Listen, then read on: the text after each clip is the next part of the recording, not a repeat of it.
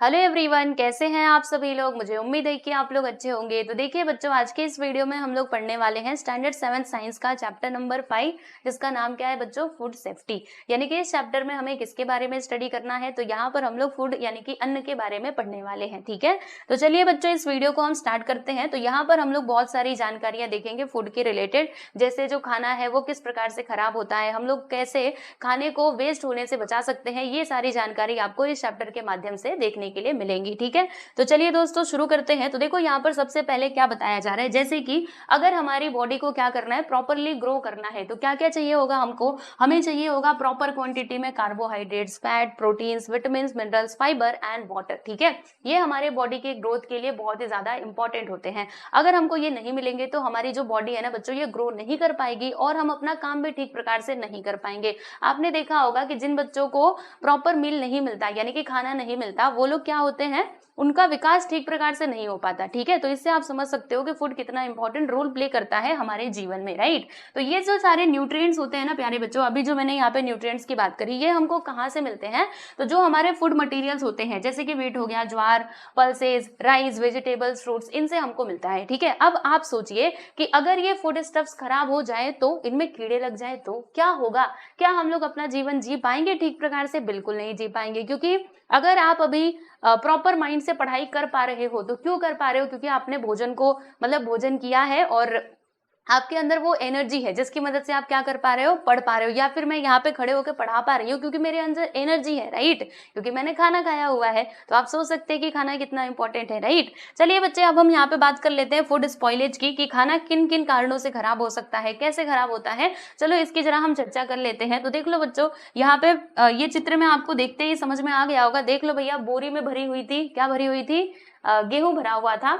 और फिर ये चूहे मारा जाए और इन्होंने आकर के क्या करा, गेहूं को कतर दिया, मतलब ये बोरी को कतर दिया और यहाँ से गेहूं बाहर निकल करके पूरा बिखर गया, जिसको वो क्या कर रहे हैं, खा रहे हैं। तो बताओ भाई क्या हुआ, यहाँ पे फूड वेस्टेज हुआ कि नहीं? बिल्कुल हुआ है ना, खराब भी हो जाएगा ऐसे ऐसे ही खुले में रहेगा तो। फिर यहाँ पे आप देख सकते हैं, ये देखो।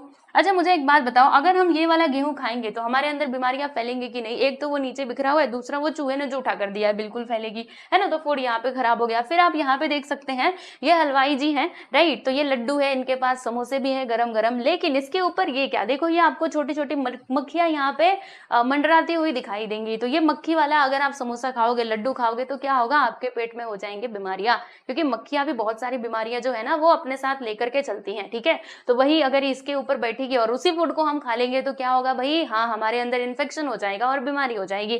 ठीक है, तो ऐसा खाना नहीं खाना चाहिए। अगली बार जब आप जाओ ना दुकान पे सामान लेने, ऐसे कुछ आइटम्स, तो भैया देख लो कि वो रखा कहाँ पर है और बन कैसे रहा है। ठीक है, यहाँ पर आप देख सकते हैं जो आपके फल वगैरह है वो कैसे इधर उधर, देखो ये इसके आसपास ये पत्तियां वगैरह बिखरी हुई हैं। ठीक है, तो ठीक प्रकार से फल को भी रखना चाहिए। फिर आप देख सकते हैं ये अनाज कैसे बाहर बिखरा हुआ है, राइट। तो ये सारी फैक्टर्स हैं जिनकी वजह से क्या होता है, जो हमारा खाना है बच्चों खराब हो जाता है। ठीक है, आप देखते हैं factors responsible for food spoilage, यानी खाना अन्न को खराब होने के लिए कौन कौन से फैक्टर्स रिस्पॉन्सिबल है, जरा हम इसकी चर्चा करते हैं। तो देखो बच्चों, हम लोग ये कभी तो देखते ही हैं, आपने जरूर देखा होगा कि होता क्या है। देखो फ्रूट्स जो होते हैं, फ्रूट्स, उनके स्किन जो है बच्चे वो कैसे हो जाते हैं, ब्लैक हो जाते हैं, काले कलर के हो जाते हैं। आपने पक्का देखा ही होगा, राइट। तो अब मतलब एक तो काला हो जाता है, इसका मतलब क्या हुआ कि फूड खराब हुआ। अब अगर ऐसे फूड स्टफ्स को हम लोग खाएंगे तो क्या होगा, हमारे अंदर ही जा करके वो नुकसान करेगा।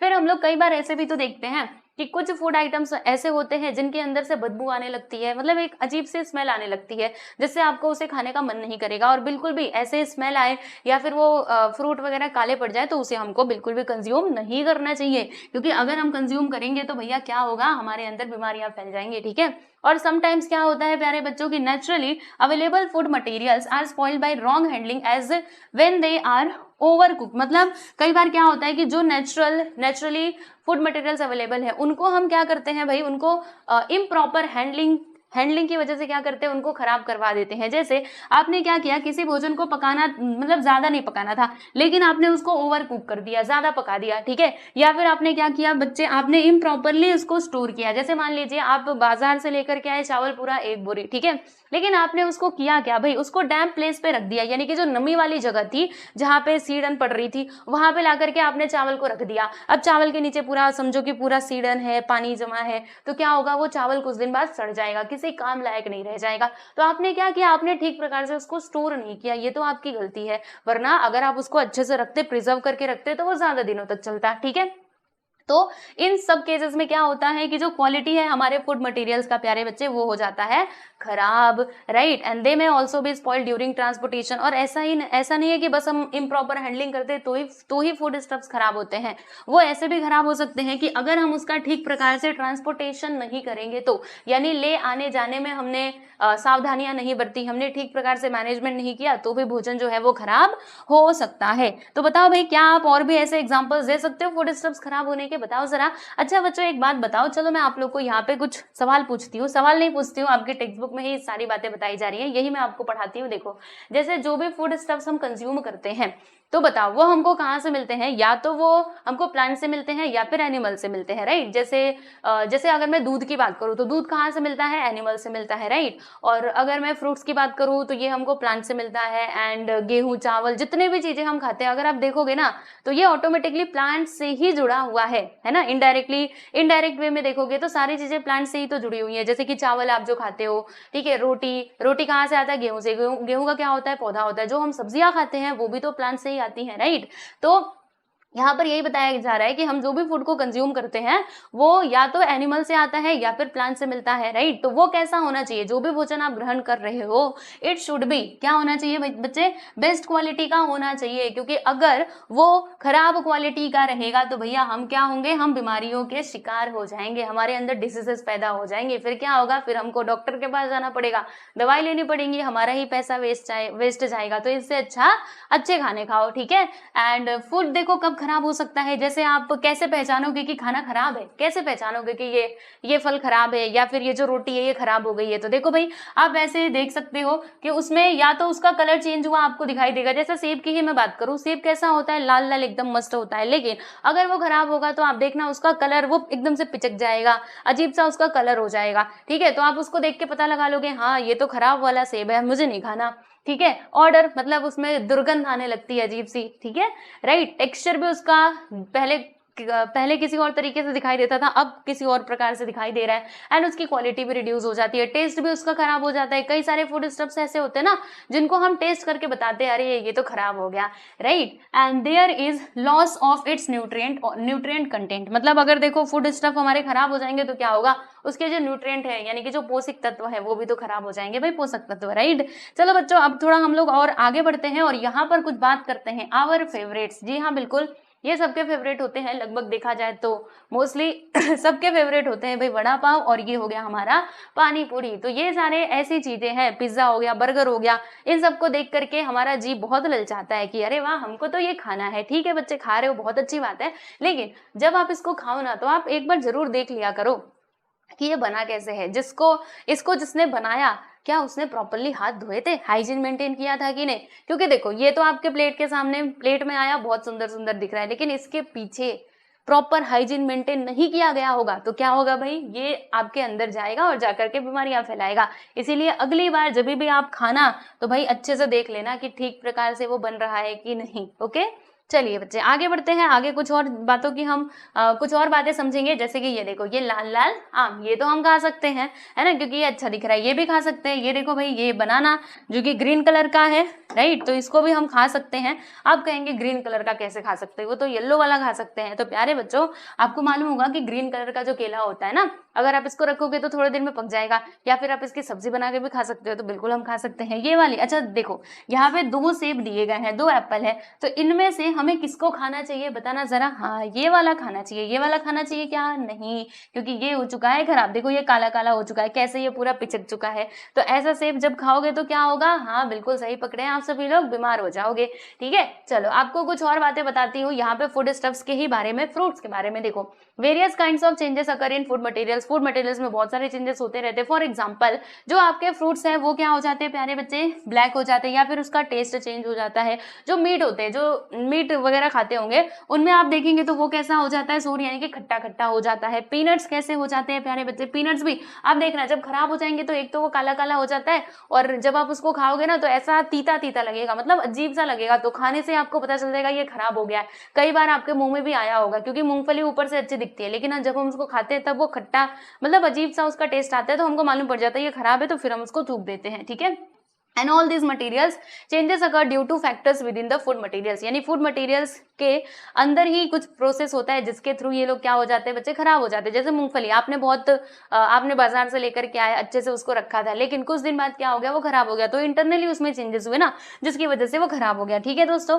चलो अब यहाँ पर हम लोग कुछ और बातें करते हैं। तो often food grains etcetera produce in the farms are damage due to various reasons, like देखो जो हमारे ग्रेन्स होते हैं प्यारे बच्चों, वो कैसे कैसे खराब होते हैं, तो इम्प्रॉपर हैंडलिंग, यानी हम ठीक तरीके से हैंडल नहीं करते, वो तो मैंने आपको स्टार्टिंग में ही बता दिया था, राइट। इम्प्रॉपर स्टोरेज, जैसे मैंने आपको अभी वो चावल वाला एग्जांपल लेकर के बताया था, या फिर आप ऐसे समझो कि आपने अपने खेत में बहुत सारा गेहूं उगाया, चलो आपने पूरे मतलब बहुत अच्छे से मेहनत करी, पहले फसल को बोया, फिर उगाया, उसको काटा बहुत अच्छे से, और सारे जो आपके अनाज थे उसको बोरियों में भर दिया, लेकिन आपने एक गलती कर दी। क्या गलती कर दिया, आप उसको बोरी में लेकर के तो आए, लेकिन जो सबसे पीछे वाला आपका जो घर था, जो हमेशा बंद रहता था, जिसमें सीढ़न सीढ़न रहती थी, उसमें आपने ले जा करके सारे अनाज को रख दिया। तो अब मुझे बताओ वो अनाज खराब होगा कि अच्छा रहेगा, खराब हो जाएगा भाई, ठीक है। तो इम्प्रॉपर फूड स्टोरेज करोगे तो खराब हो जाएगा। एंड इम्प्रॉपर ट्रांसपोर्टेशन, आपने ट्रांसपोर्टेशन ही ठीक से नहीं करा, ठीक है, तो भी ये खराब हो सकता है।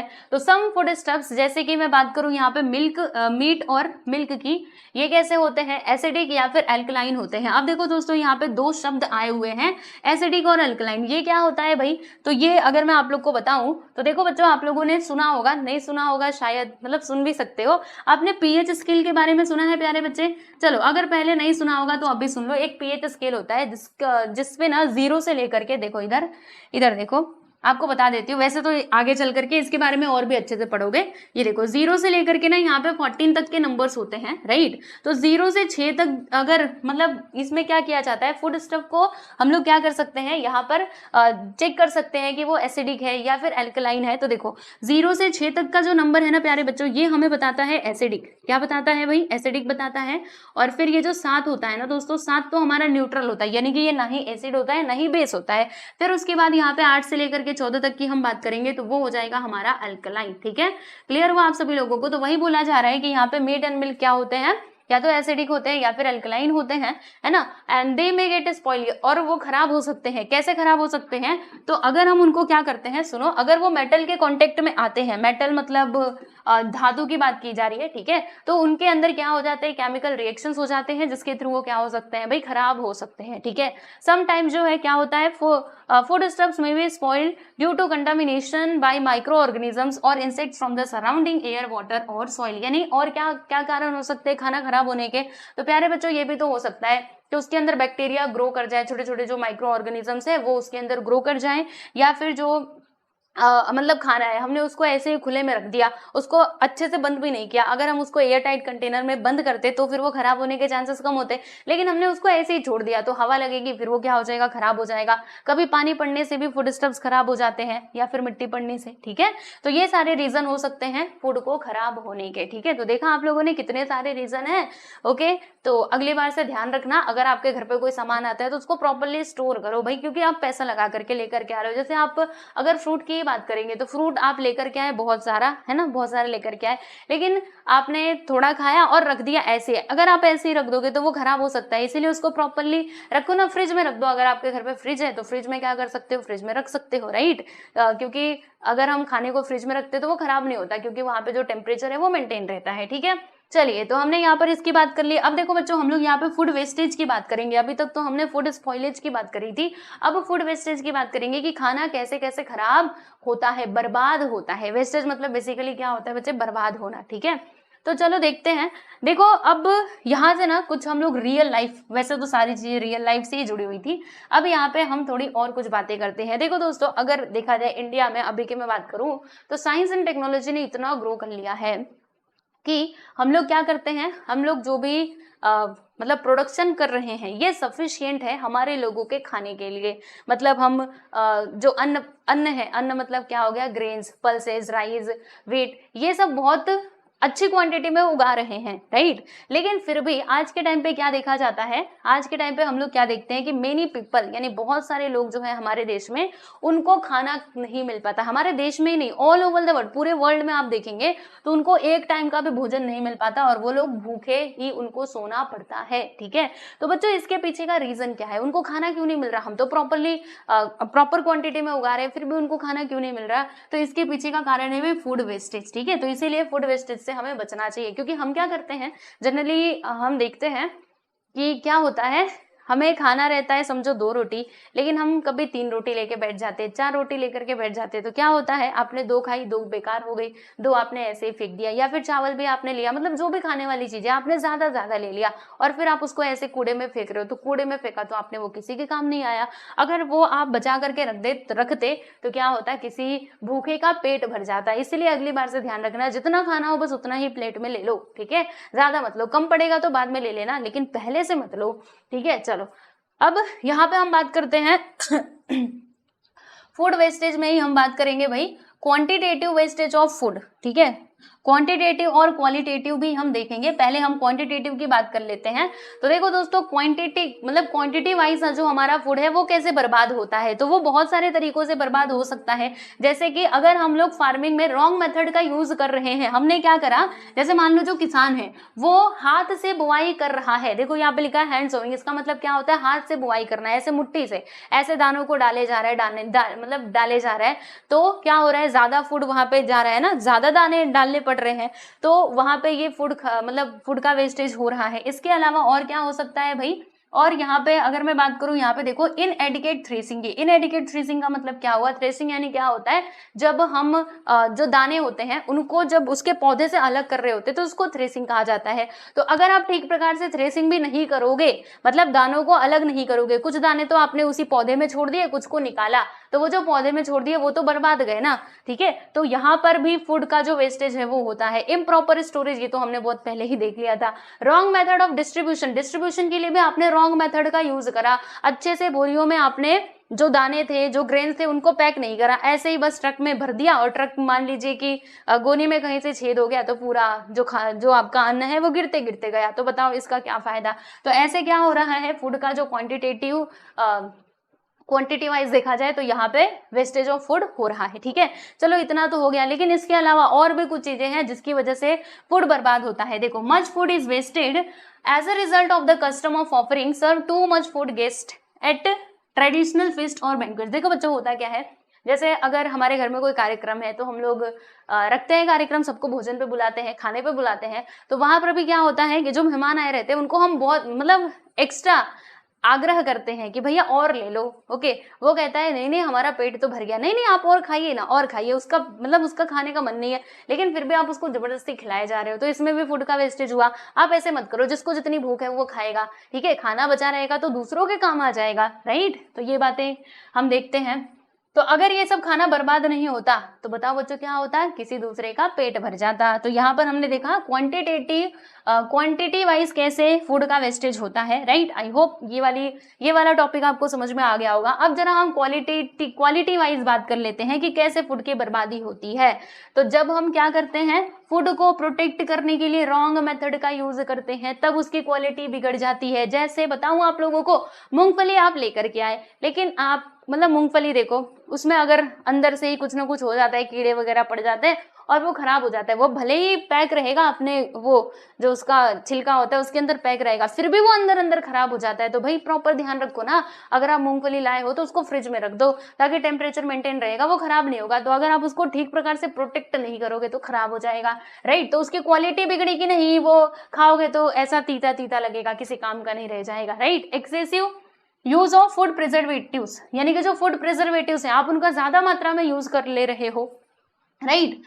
फूड प्रिजर्वेटिव का मतलब क्या हुआ, जिसको अगर हम उसको फूड में डाल देंगे तो फूड ज्यादा दिनों तक टिकेगा, राइट। तो आपने क्या किया, ज्यादा ही डाल दे दिया, मतलब ज्यादा ही डाल दिया उसके अंदर, तो वो फूड स्टफ आपका क्वालिटी वाइज खराब हो जाएगा। ओवर कुकिंग, ज्यादा पका दिया तभी भी उसकी क्वालिटी खराब हो जाएगी, है ना, क्वालिटी उसकी रिड्यूस हो जाएगी। Washing the vegetables after cutting them, यानी वेजिटेबल्स को काट करके आप वॉश कर रहे हो, राइट, तो भी उसकी क्वालिटी जो है वो रिड्यूस हो जाएगी, राइट। तो ये सारी बातें हम देखते हैं। और miss handling of fruits like grapes and mangoes, मतलब जो ग्रेप्स और मैंगोज हैं इनका हम लोग ठीक प्रकार से हैंडल नहीं करते इनको, right. Miscalculation of time required to transport food from producer to consumer are some of the causes of qualitative wastage of food. यानी कि देखो यहाँ पे आगे क्या दिया है, miscalculation of time required, मतलब कस्टमर ने ऑर्डर करा किसी फूड स्टफ के लिए, तो आपने मिस कैलकुलेशन कर लिया, राइट। मतलब वो खाना, मतलब देखो एक्चुअल में अगर देखा जाए तो वो पहुंचने वाला था, समझ लीजिए 2 दिन में,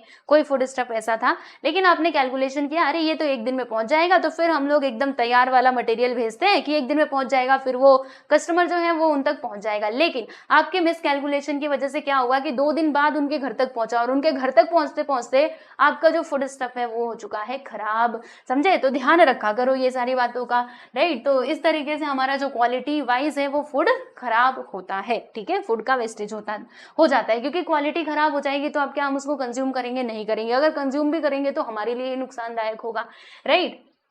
आगे क्या दिया है देखो, What can you do to prevent food wastage and spoilage, यानी कि फूड को खराब होने से और वेस्ट होने से बचाने के लिए आप क्या क्या कर सकते हैं।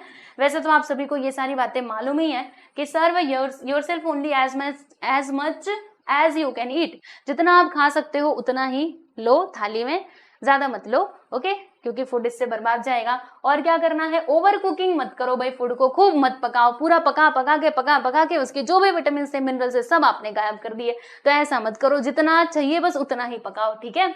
एंड और क्या करना है, तो देखो भाई जो आपका खाना बच जाता है, जैसे मान लो आपकी मम्मी ने रोटियां बनाई, अब रोटियां जो है कुछ बच गई, तो आप उसको फेंको मत, आप उसको फ्रिज में रख दो ना, दिन में सुबह उठ के गर्म करके आप खा सकते हो, तो ये भी तो एक तरीका है। रेफ्रिजरेटर है तो भाई उसका यूज करो, ओके। आगे देखते हैं, buy only as much grain vegetables fruits milk etcetera as you need, यानी जितनी जरूरत हो बस उतने ही वेजिटेबल फ्रूट्स खरीदो। कई बार होता है ना कि अगर कोई फूड सस्ता हुआ, कोई फ्रूट सस्ता हुआ, तो हम बहुत सारा लेकर के आ जाते हैं, और क्या होता है इसकी वजह से, क्योंकि हम उतना खा नहीं पाते, फिर वो बर्बाद हो जाता है, क्योंकि सस्ते का है ना, तो जाने तो कोई बात नहीं, पर ऐसा नहीं, अगर आप उसको नहीं लेकर के आते दूसरे किसी का पेट भर जाता, तो इसीलिए ज्यादा मत खरीदा करो, जितना चाहिए बस उतना ही खरीदो, है ना, एक्सेसिव परचेस मत करो।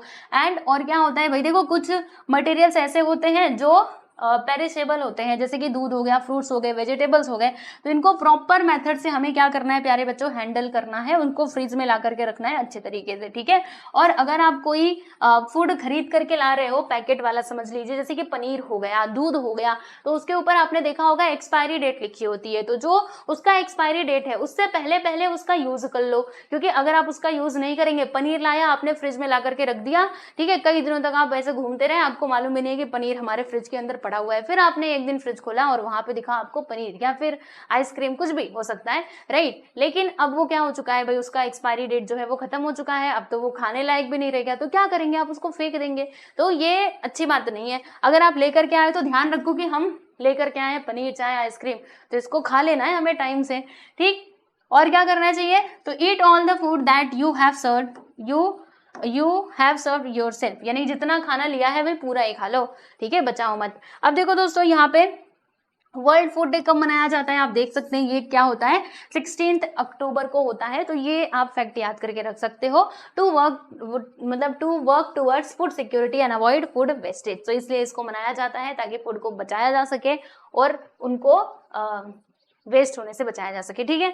चलिए दोस्तों अब हम बात करते हैं, तो यहाँ तक हमने किसकी बात करी, हमने फूड स्पॉइलेज देखा और फूड वेस्टेज देखा, जिसमें हमने qualitative and quantitative wastage of food की हमने चर्चा करी, ठीक है। अब हम यहाँ पे किसकी बात करने वाले प्यारे बच्चों, फूड स्टोरेज एंड प्रिजर्वेशन, यानी कौन कौन से ऐसे तरीके होते हैं जिनका यूज करके हम क्या कर सकते हैं भाई, अपने फूड को स्टोर और प्रिजर्व करके रख सकते हैं, ठीक है। तो आइए जरा इसके बारे में समझते हैं। तो बहुत सारे मेथड्स होते हैं, मतलब जनरली अगर देखा जाए तो हमारे घरों में भी तो यूज किया जाता है, जैसे मम्मी आपकी आपकी क्या करती हैं, उन्होंने पापड़ बनाया तो पापड़ को सुखा लेती है, या फिर देखो अचार मतलब अचार को क्या करते हैं, अचार जब बनाते हैं तो उसको धूप में रखते हैं कुछ दिनों के लिए, ताकि जब धूप लगेगी ना तो वो खराब नहीं होगा, उसके अंदर जो फफूंदी है वो सब नहीं पड़ेंगी, क्योंकि धूप लगने की वजह से वो जो उसके माइक्रोबियल बैक्टीरियाज होते हैं वो सब मतलब ग्रो नहीं कर पाएंगे। ठीक है, तो ये हम अपने घरों में भी देखते हैं, और भी बहुत सारी चीजें होती हैं जिनका हम यूज कर सकते हैं फॉर फूड प्रिजर्वेशन, जैसे कि नमक भी एक बहुत ही अच्छा फूड प्रिजर्वेशन प्रिजर्व करने का माध्यम हो सकता है। जैसे मैंने खुद अपने घर पे देखा था, आपको मालूम होगा आम, ठीक है, तो जब कच्चा आम होता है तो क्योंकि कच्चे आम से आमचूर बनाया जाता है, तो आप क्या कर सकते हैं, देखिए हम लोग क्या करते हैं, उसको काट करके धूप में सुखा देते हैं, पूरा वो सूख जाता है। अब हमने उसको डिब्बे के अंदर पैक करके रख दिया, और साथ ही साथ उसके अंदर क्या मिला देंगे भाई, नमक मिलाने से क्या होगा कि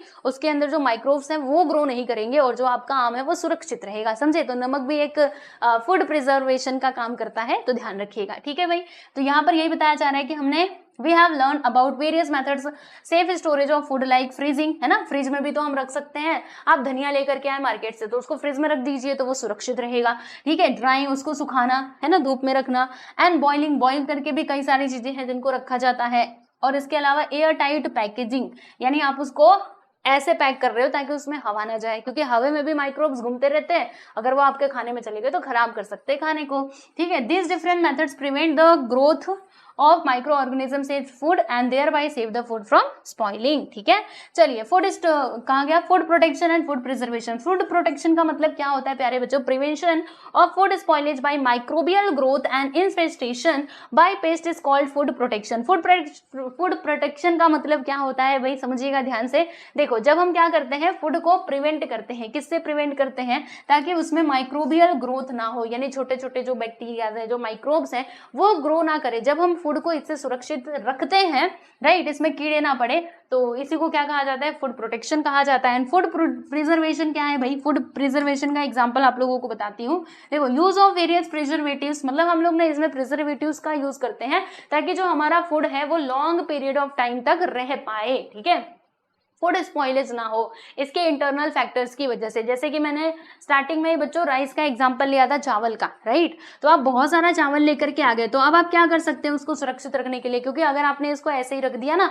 तो उसमें छोटे छोटे कीड़े जो है ना वो ग्रो कर जाएंगे। आपने देखा भी होगा चावल के कीड़े ऐसे होते हैं, चावल जैसे एकदम व्हाइट, आपको मालूम भी नहीं पड़ेगा और आप उसको बना भी दोगे और पता भी नहीं चलेगा, क्योंकि वो भी चावल भी व्हाइट होता है, कीड़े भी व्हाइट होते हैं। तो ऐसे टाइम पे क्या करना चाहिए हम लोगों को, उसमें नीम की पत्ती आम डाल सकते हैं उसके सुरक्षा के लिए, क्योंकि नीम की पत्तियां आपको मालूम है कि वो मतलब वो कैसी होती है, मतलब तीता होता है, जिसकी वजह से उसमें जो ये जो आपके कीड़े हैं वो ग्रो नहीं कर पाएंगे। ठीक है बच्चों, तो ये होता है आपका फूड प्रिजर्वेशन, राइट। देखो यहाँ पे बहुत सारे मेथड्स दिए गए हैं for food protection and preservatives के बारे में बताया जा रहा है। ठीक है, तो आज जरा इनके बारे में हम समझते हैं। फर्स्ट वन इज फ्रीजिंग, जो आप सभी लोगों को मालूम है, biological and chemical reactions in food materials are slow down at low temperature. यानी लो टेम्परेचर पे क्या होता है कि जो बायोलॉजिकल रिएक्शंस होते हैं या फिर केमिकल रिएक्शंस होते हैं फूड स्टफ्स के अंदर, वो लो टेम्परेचर पे क्या हो जाते हैं भाई, कम हो जाते हैं, धीरे धीरे उनमें चेंजेस होते हैं। तो इसका रिजल्ट क्या होता है कि जो आपका फूड है वो गुड कंडीशन में रहता है for longer duration. That is why refrigerator are used in the kitchen. इसीलिए रेफ्रिजरेटर का यूज किया जाता है दोस्तों हमारे किचन में। दूध हम लेकर के आए तो उसको हम फ्रिज में रख देते हैं ताकि वो खराब ना हो। ठीक है, आगे चलते हैं, स्मोकिंग की बात करेंगे। स्मोकिंग मतलब क्या होता है, आप कहेंगे धुआं, हाँ बिल्कुल धुआं। तो हम लोग फूड स्टफ को धुआं दे करके भी उसको सुरक्षित रख सकते हैं। देखो, food is preserve with the help of smoke. Aluminium phosphide is used in this method. यानी इस मेथड में क्या किया जाता है भाई, एल्यूमिनियम फॉस्फाइड का यूज किया जाता है। ओके, क्लियर हुआ। Now next, use of insecticides, यानी हम इंसेक्टिसाइड्स का भी यूज कर सकते हैं जो कीड़ों को क्या करे, खत्म करे। देखो यहाँ पे है ना, मेलाथियोन इज स्प्रेड, मतलब मेलाथियन जो है वो स्प्रे किया जाता है किसके ऊपर, जो बोरियां वगैरह होती है जिनके अंदर फूड ग्रेन्स होते हैं। तो अगर हम उसको स्प्रे कर देंगे तो मतलब स्प्रे उसके ऊपर मार देंगे तो क्या होगा, जो इंसेक्ट्स हैं वो ग्रो नहीं कर पाएंगे प्यारे बच्चों।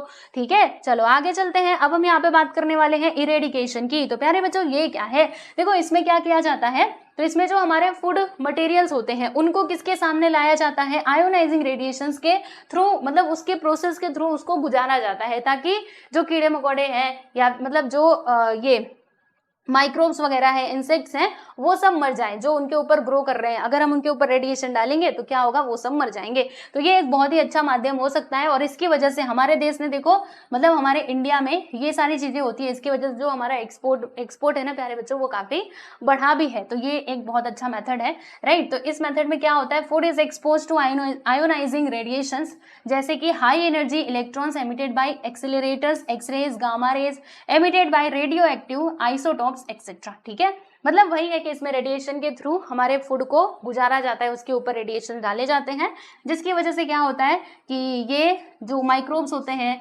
राइट, इंसेक्ट्स होते हैं, उनको वो किल कर देता है। और सेल्फ लाइफ जो है ना प्यारे बच्चे फ्रूट्स का, वो इंक्रीज हो जाता है। कैसे इंक्रीज होता है, क्योंकि उनका जो पकने वाला पीरियड है, मतलब रिपनिंग का मतलब क्या होता है, राइपनिंग हम बोल सकते हैं इसको, रिपनिंग भी बोल सकते हैं, कि अगर हम मतलब जैसे मान लो कि हम यहाँ पे बात कर रहे हैं प्यारे बच्चों किसी फ्रूट की, केले की बात कर रहे हैं, ठीक है, तो कच्चा केला है, अभी हमने उसको क्या कर दिया, इस प्रोसेस के थ्रू गुजारा है, जिसकी वजह से क्या होगा, उसका जो पकने का पीरियड है, मतलब जब वो पकेगा, राइट, पूरा अच्छा सा फल बनेगा, तो वो स्लो डाउन हो जाता है, जिसकी वजह से वो ज्यादा समय तक टिका रह सकता है, right. And the shelf life of potatoes and onions increases due to slow down sprouting, मतलब जो हमारे आलू और प्याज होते हैं, आपने देखा होगा कि आलू प्याज में ज्यादा दिन तक रहेगा तो उसमें ना आंखें निकल आती है, राइट। तो अगर हम ये प्रोसेस करते हैं तो क्या होता है कि उनमें ये स्प्राउटिंग भी वो धीरे धीरे होने लगती है, जिससे वो ज्यादा समय तक रह सकते हैं। ठीक है, चलिए आगे बढ़ते हैं। अब हम यहाँ पे बात करते हैं भाई यूज ऑफ इंसर्ट गैस। इसका मतलब क्या हुआ,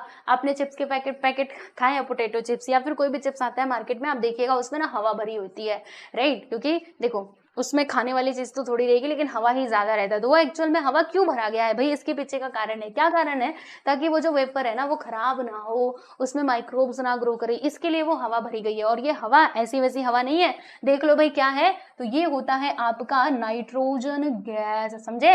nitrogen gas is filled in air tight packets of potato wafers and other food products, thus preventing the growth of fungus and insects in them, मतलब फंगस ना ग्रो करे, insects ना आए उसमें, इसके लिए। यूज ऑफ प्रिजर्वेटिव्स, चलो बच्चों प्रिजर्वेटिव्स की बात कर लेते हैं। तो प्रिजर्वेटिव्स में भी हमारे दो टाइप के प्रिजर्वेटिव्स आ जाएंगे, नेचुरल और केमिकल। नेचुरल में क्या हो जाएगा, वही नमक, शक्कर, ये सब कुछ।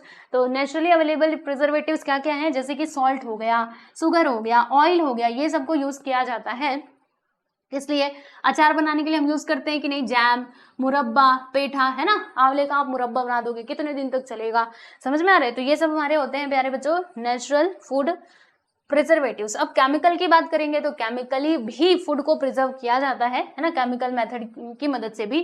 तो देखो भाई एसिटिक एसिड, जिसको हम लोग क्या कहते हैं दोस्तों, विनेगर कहते हैं। तो विनेगर को हम डाल देते हैं किसी फूड स्टफ में, जिससे क्या होता है कि वो ज्यादा समय तक रहता है, राइट। इसके अलावा सिट्रिक एसिड हो गया, sodium benzoate and some nitrate and nitrites salt are some examples of chemical preservatives. ठीक है, ये किस में यूज किया जाता है, जो हमारे सॉसेस होते हैं या फिर जेलीज होती हैं, जैम्स, ठीक है, और जो पैकेट के मटेरियल्स होते हैं उनमें इनको डाला जाता है। क्यों डाला जाता है, ताकि ये ज्यादा दिन तक टिक पाए और खराब ना हो ज्यादा समय तक। ठीक है, चलिए अब उसके बाद बच्चों हम लोग यहाँ पे एक और मेथड की बात करेंगे, विच इज पास्चराइजेशन। पास्चराइजेशन का मतलब क्या होता है, इसमें हम लोग क्या करते हैं ना, जो हमारे जैसे इसमें हम क्या करते हैं प्यारे बच्चों, मिल्क हो गया या फिर मिल्क की तरह और कोई मटेरियल है, तो उसको ना हम गर्म करते हैं। टेम्परेचर मतलब एक स्पेसिफिक टेम्परेचर होता है जिसपे हम उसको हीट करते हैं, गर्म करते हैं, जिससे कि वो खराब नहीं होता। जैसे दूध का ही एग्जांपल हम ले लेते हैं, जो आपका मिल्क है, इसको 80 डिग्री सेल्सियस पे गर्म किया जाता है, राइट। और कितने मिनट तक,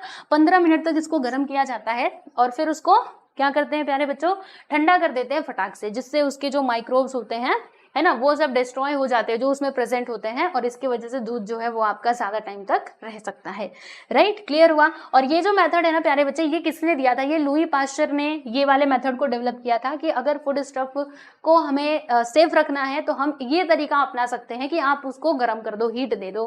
ठीक है, देखो द माइक्रोबायोलॉजिस्ट लुईस पास्चर, इन्होंने डेवलप किया था ये technique for preserving the quality of food by raising its temperature. इसके टेम्परेचर को बढ़ाओ एंड देन उसको ठंडा करो to prevent microbial growth on in the food. ठीक है, चलिए आगे चलते हैं। ये भी आप देख सकते हो, महाराष्ट्र में भी इरेडिकेशन वाला जो अभी हमने देखा था वो डेवलप किया गया है, राइट। चलिए आगे बढ़ते हैं प्यारे बच्चों। अब हम यहाँ पे किसकी बात करेंगे, ये सारी चीज तो हमने समझ ली कि फूड को हम लोग कैसे कैसे सुरक्षित रख सकते हैं। अब जरा हम लोग बात करते हैं फूड एडल्ट्रेशन की, ठीक है। इसमें क्या होता है कि खाने में कर दी जाती है दोस्तों मिलावट। आपने मिलावट का नाम सुना होगा, है ना। बहुत सारी चीजें होती है जिसमें मिलावटी, आजकल तो देखोगे तो बहुत, मतलब हर चीज में मिलावट हमको देखने के लिए मिलता है।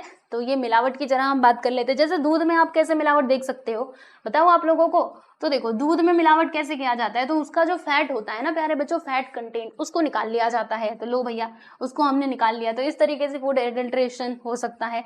एंड जो हमारे लॉन्ग्स और इलायची होते हैं उनके एसेंस को निकाल लिया जाता है। एंड लो क्वालिटी का जो मतलब चीजें होती हैं, है ना, तो वो फूड स्टफ में डाल दिया जाता है।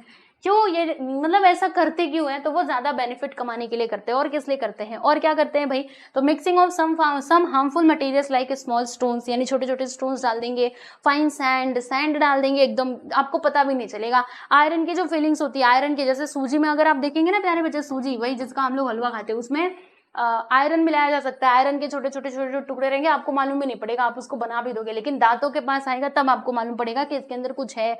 यूरिया मिलाया जा सकता है, डंग ऑफ हॉर्स, देखो भाई कितना क्या क्या मिलाया जा सकता है। और साडस्ट, मतलब इसका मतलब क्या हुआ, जो लकड़ी होती है ना, उसका भी जो बुरादा होता है उसको मिलाया जा सकता है। तो बहुत सारे तरीके हैं भाई ऐसा करने के। ओके, तो देखो अगर हम ये एडल्ट्रेटेड फूड को कंज्यूम करेंगे तो क्या होगा, ये हमारे हेल्थ के लिए काफी डेंजर है। ओके, तो different types of adulterants affect our health in different ways, right.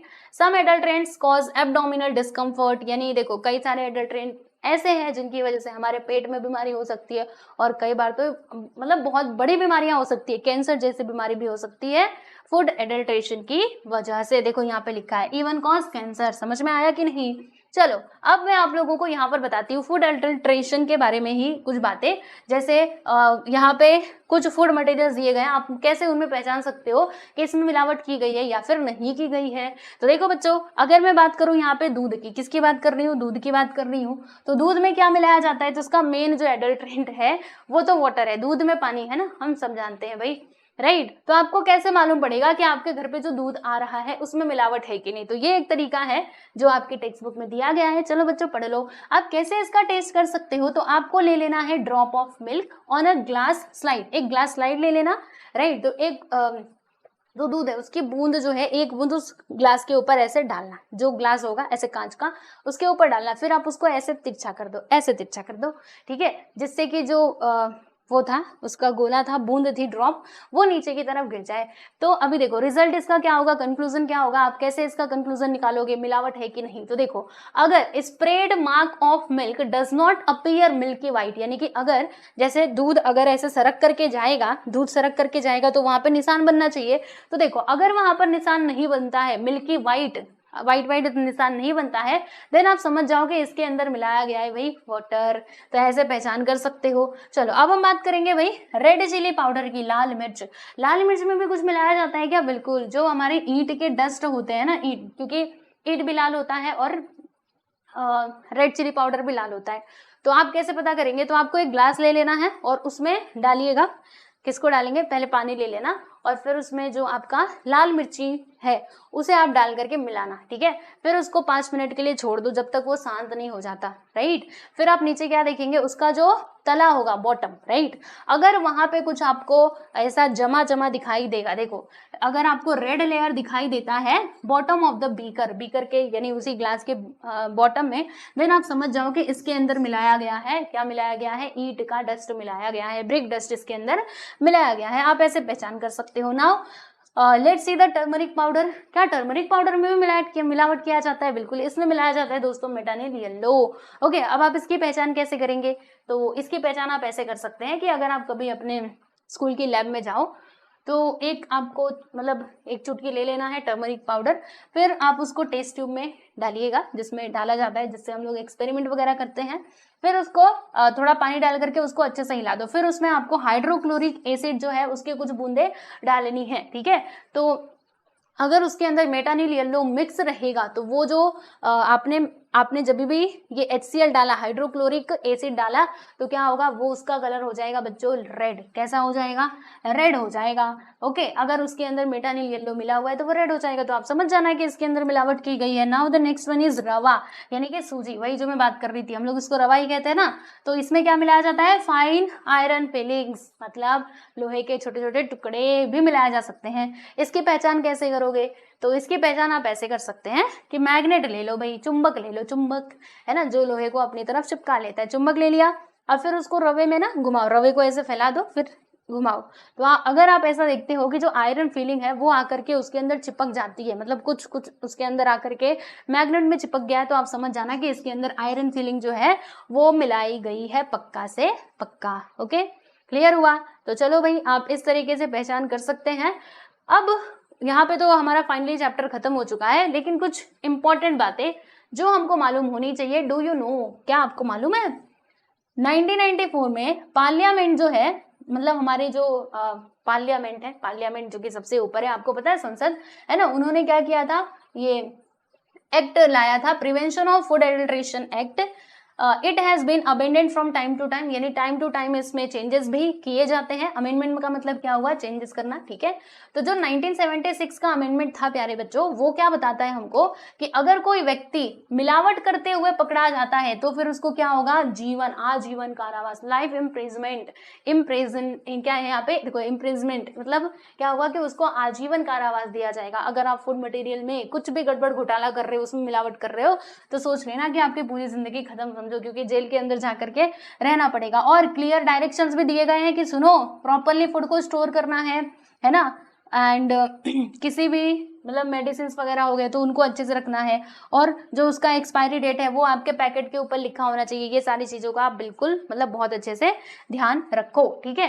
देखो बच्चों, मैंने ना यहाँ पे एक चीज छोड़ी है शायद, रुको, एक चीज ना मेरे से छूट गया है जो मुझे बताना था, बिल्कुल बताना था। आई थिंक पता नहीं मैंने कैसे छोड़ दिया।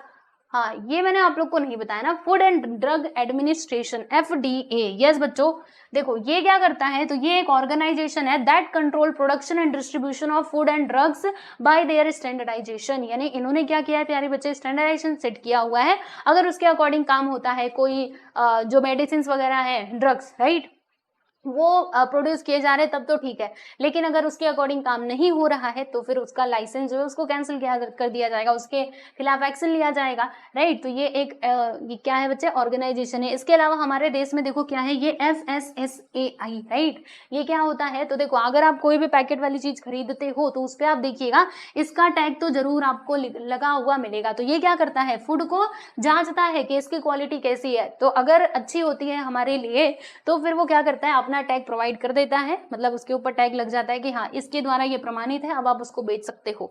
ओके, तो जब भी आगे से फूड मटेरियल्स खरीदना तो देख लेना भाई FSSAI का वहां पे टैग लगा हुआ है कि नहीं, ठीक है। चलिए, तो ये सारी चीजें हमने देख ली। अब लास्ट में यहाँ पे एक और बचा हुआ था, ऑलवेज रिमेंबर, ध्यान रखो। क्या ध्यान रखना है, तो मिलावट के रिलेटेड आपको कुछ बातें बताई जा रही हैं कि हो जाओ बच्चे सावधान, सावधान हो जाओ कि some chemicals are injected into fruits to make them more attractive and tasty. यानी कि फ्रूट्स को या फिर कोई फूड स्टफ है उसको अच्छा बनाने के लिए, अट्रैक्टिव बनाने के लिए उसको इंजेक्शंस लगाए जाते हैं, केमिकल प्रोसेस के थ्रू उसको इंजेक्ट किया जाता है, राइट। तो बी केयरफुल, कोई चीज अगर आपको अच्छा अच्छा दिख रहा है ना तो उसकी तरफ मत जाओ, क्योंकि हो सकता है कि पीछे से इंजेक्शन लगाया गया हो, है ना। और मिल्क वेंडर्स क्या करते हैं, जो मिल्क वाले होते हैं वो यूरिया मिला देते हैं, है ना, ताकि जो आपका मिल्क है वो ज्यादा फैटी दिखे, फैट कंटेंट उसके अंदर बढ़े, right. And shopkeeper change the expiry date. देखो दुकानदार क्या करते हैं, जो पैकेट का एक्सपायरी डेट होता है उसको चेंज कर देते हैं ताकि हमारा जो सामान है वो बिके, राइट। और calcium carbide and some other chemicals जो है इनका यूज किया जाता है, किस लिए, to make fruits look more attractive, for example bright yellow bananas. And frequently harmful chemicals जैसे कि कार्बोनेटेड सोडा हो गया, फॉस्फोरिक एसिड हो गया, ये सब यूज किए जाते हैं प्यारे बच्चों, किसमें, कोल्ड ड्रिंक्स में इसको मिक्स किया जाता है, ठीक है। तो यहाँ पर जो आपका 5th चैप्टर था फूड सेफ्टी हो चुका है खत्म। आई होप आपको सारी बातें समझ में आ गई होंगी। अब देखिए दोस्तों, यहाँ पर मैं बात करूँ अगर इसके एक्सरसाइज की, तो एक्सरसाइज के भी आपको वीडियोस मतलब जो है वो मिल जाएंगे।